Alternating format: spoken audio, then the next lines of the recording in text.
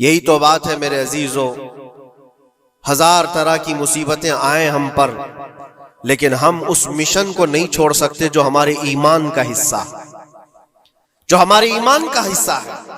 ہمیں جو برائی نظر آئے گی اس پر بولنا ہم پر واجب ہے، اور اس پر بھی خاموش اور مصلحت کی اور حکمت کی بات کر کے اس کے بہانے سے گوشہ نشین ہو جانا یہ امت کی ذمہ داری نہیں ہے۔ یہ تو راستہ تلاش کرنے اور بہانے کی بنانے کی ذمہ ایک سوچ ہے۔ باقی ہر عالم دین ہو، ہر مومن ہو، برائی کو دیکھے تو اس کا اظہار کرے اور لوگوں کو روکنے کی کوشش کرے۔ ایک بات اور میں بتاؤں، معاشرے میں کچھ سود خور ہیں، کچھ شرابی ہیں، اور ان کے متعلق ایسا ہے کہ وہ اچھا اثر اور رسوخ رکھتے ہیں۔ ہمارے علاقے میں ایک مرتبہ ایسا ہوا تھا کہ مجھے ایک جگہ تقریر کے لیے بلایا گیا اور کہا گیا پہلے ہی سے کہ یہاں پر سود کا کاروبار زیادہ چلتا ہے، آپ اس پر برائے کرم کچھ نہ بولیں، کیونکہ ہمارے محلے کے بڑے بڑے ذمہ دار لوگ جو ہیں وہ سب اس کاروبار میں مصروف ہیں، آپ سود پر کچھ نہ بولیں، باقی آپ کی ہر تقریر سننے کو تیار ہے۔ میں نے اس دن قسم کھا لی، پورا 1 گھنٹہ سود پر ہی میں نے بیان کیا۔ نہیں بلانا اس کے بعد نہ بلاؤ، لیکن ہم سمجھوتا اس بات پر نہیں کرتے کہ تمہاری طبیعت دیکھ کر کے بات کریں، ہم رسول اللہ کی شریعت دیکھ کر بات کریں۔ ایک عالم دین کا یہ حق ہے کہ وہ برائی کو دیکھے تو اس کا اظہار کر کے منع کرے۔ مخالفت ہوگی، ہمیں پتہ ہے، برائیاں کرنے والے کریں گے، لیکن یہاں پر ایک بات مجھے یاد آتی ہے، اس بزم میں مقصود ہے اصلاح مفاسد۔ نشتر جو لگاتا ہے وہ دشمن نہیں ہوتا۔ ڈاکٹر تمہاری پھوڑی کو اگر کاٹتا ہے چاقو سے تو وہ قاتل نہیں ہے، وہ کلر نہیں ہے، وہ تمہارے جسم سے پھوڑی کو کاٹ رہا ہے، وہ ناسور کو نکال رہا ہے۔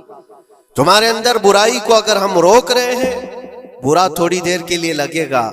اسی لیے میں اکثر ایک جملہ کہتا ہوں، بخار کی دوا کڑوی ہوتی ہے، نگل لو تو فائدہ ہے۔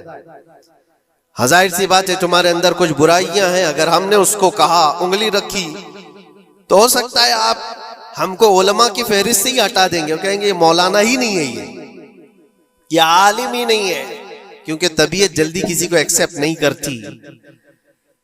برائیوں سے روکنا ایک بہت بڑی ذمہ داری ہے۔ جانتے ہیں مکہ مکرمہ میں سارے لوگ حضور پاک صلی اللہ تعالی علیہ وسلم کے ایسے فدائی تھے، اعلان نبوت سے پہلے کی بات کر رہا ہوں، حضور کے اخلاق پر کوئی انگلی نہیں اٹھا سکتا تھا۔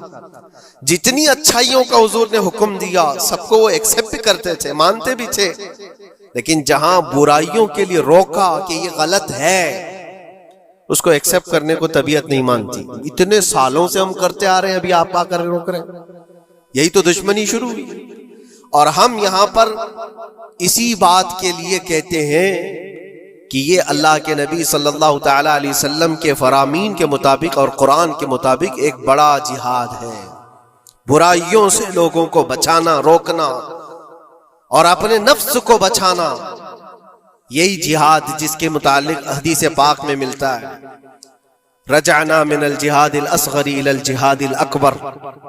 جو جنگ ہوتی ہے نا آمنے سامنے میدانوں میں، اس کو حضور نے فرمایا یہ چھوٹا جہاد ہے، اور برائیوں سے لڑنا یہ بڑا جہاد ہے۔ اپنے نفس سے لڑنا جو برائیوں کی طرف ہمیں لے کر کے جاتا ہے، یا برائیوں سے روکنا کسی کو، یہ بڑا جہاد ہے۔ یہاں پہلوانی دکھانا، ایک دوسرے کو کشتی میں پچھاڑ دینا، یہ تو طاقت کا کھیل ہے، لیکن کسی کو برائیوں سے باز لے کر کے آ جانا، یہ بہت بڑی طاقت کا مظاہرہ کرنا ہوتا ہے، بہت بڑی۔ اگر تمہاری زبان سے کوئی بچ گیا برائیوں سے تو سمجھ لو کہ تم نے اس کے ساتھ ایک بہت بڑا کار خیر کیا ہے۔ اللہ کے نبی صلی اللہ علیہ وسلم فرماتے ہیں حضرت علی سے، یا علی لَأَن يَهْدِيَ اللَّهُ بِكَ رَجُلًا خَيْرٌ لَكَ مِنَ الدُّنْيَا وَمَا فِيهَا۔ اے علی، تمہارے ذریعے سے اگر ایک آدمی بھی سیدھے راستے پر آیا تو پوری دنیا کمانے سے بہتر ہے، تمہارے پوری دنیا سے بہتر ہے۔ ایک آدمی اگر سیدھے راستے پر آ گیا تو اسلام کا پورا نظام یہ ہے خیر کی طرف لوگوں کو بلانا اور شر سے لوگوں کو روکنا. اور یہ ذمہ داری اگر قوم بھولتی چلی جائے گی تو یہ قیامت کی نشانیوں میں سے یہ بھی ہے.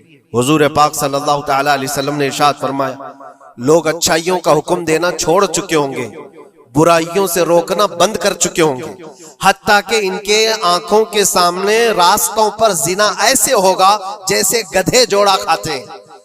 جانور زنا کرتے ہیں اس طرح سے انسان ان کے آنکھوں کے سامنے کیا کریں گے اور یہ کچھ نہیں کہیں گے.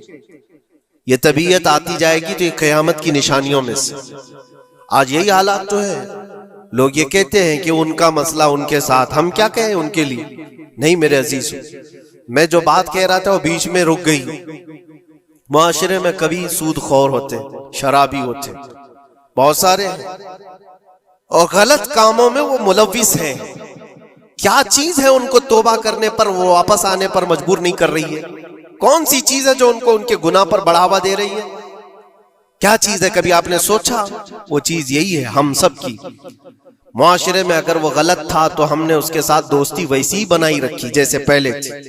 اس کو احساس ہونے ہی نہیں دیا کہ تو نے غلط کیا ہے یا غلط کر رہا ہے. اس کا ملنا جلنا اٹھنا بیٹھنا سب اچھے لوگوں کے ساتھ ویسے ہی چل رہا ہے. امام صاحب بھی مل رہے ہیں, اس کو سارا ریسپیکٹ ویسے ہی مل رہا ہے, تو وہ یہی سمجھتا ہے میں جو کچھ کر رہا ہوں اچھا کر رہا ہوں.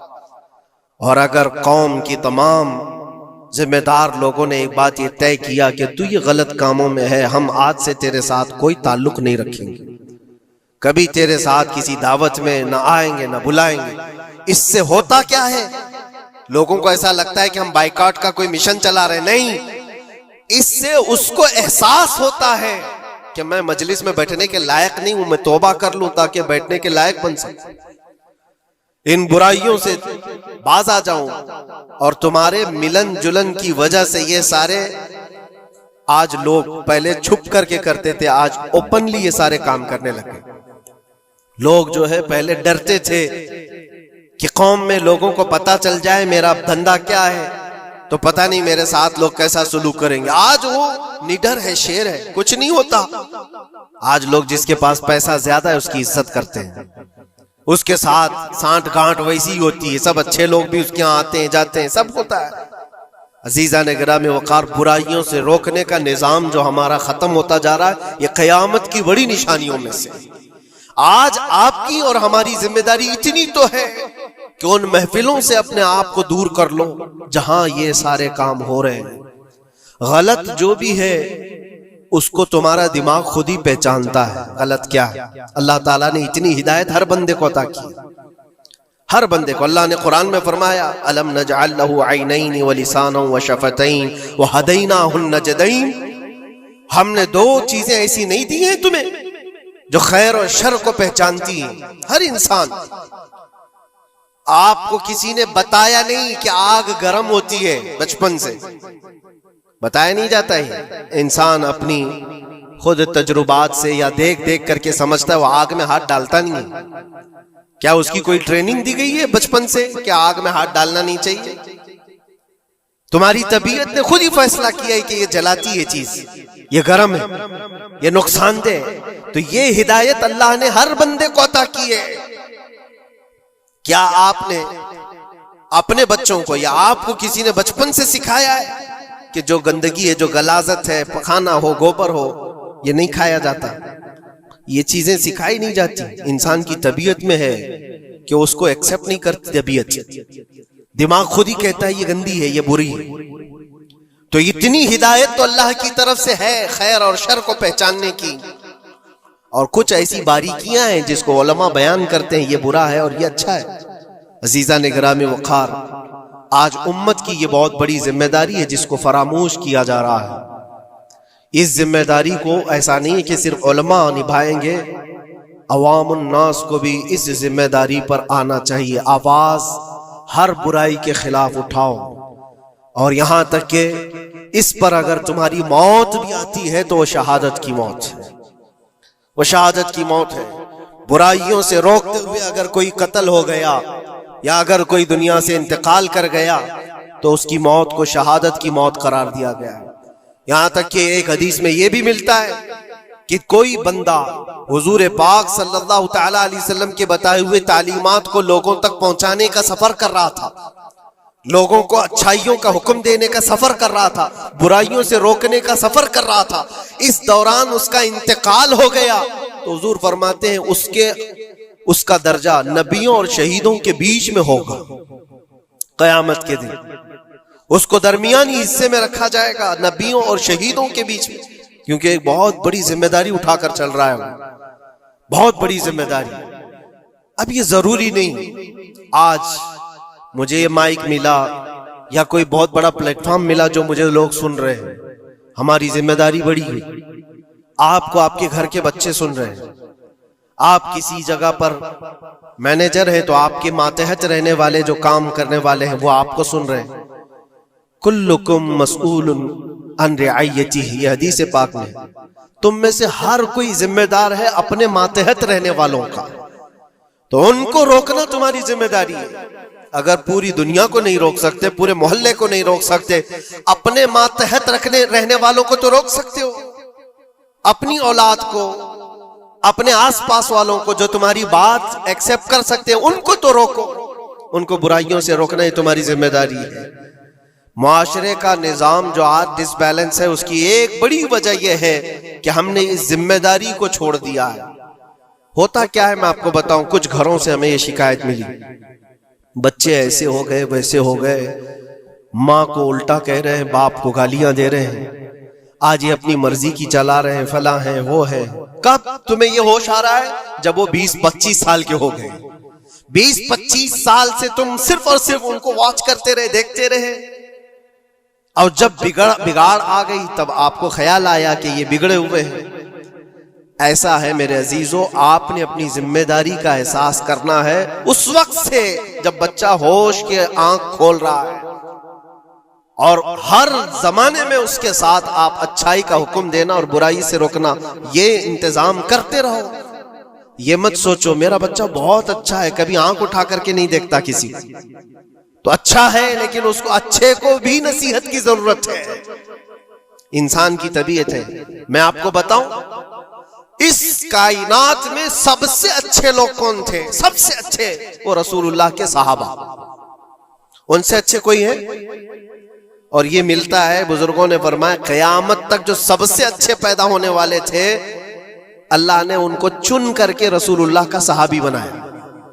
سب سے اچھے لوگ تھے وہ، سب سے اچھے، لیکن ان سب سے اچھے لوگوں کو بھی رسول پاک صلی اللہ علیہ وسلم 8 دن سے زیادہ گیپ نہیں دیتے تھے، ان کو نصیحت کرتے رہتے تھے۔ جو دنیا کے سب سے اچھے لوگ ہیں ان کو نصیحت کی ضرورت ہے، تو اس بگڑے ہوئے دور میں ہم سب کو کتنی ضرورت ہے؟ وہ صرف آپ کو نہیں، مجھے بھی ضرورت ہے۔ ہم بھی ڈھونڈنے کے لیے نکلتے ہیں کسی مشائخ کے پاس، بیٹھے وہاں پر ان کی نصیحتیں ہمارے دل پر اثر کریں۔ عزیزان گرامی وقار، اس ذمہ داری سے آپ کبھی اپنے آپ کو سبکدوش مت کرنا، 8 دن کے لیے بھی نہیں۔ اپنے ماتحت جو ہے کوئی نہ کوئی چیزیں ان کو اچھائیوں کا حکم دیتے رہے۔ اس کا اثر یہ ہوگا کہ اللہ کی بارگاہ میں کل آپ کی پکڑ نہیں ہوگی، آپ نے اپنی ذمہ داری پوری کی، ورنہ قیامت کے دن یہ تمہارے نیچے رہنے والے خود تمہارے خلاف مقدمہ کریں گے۔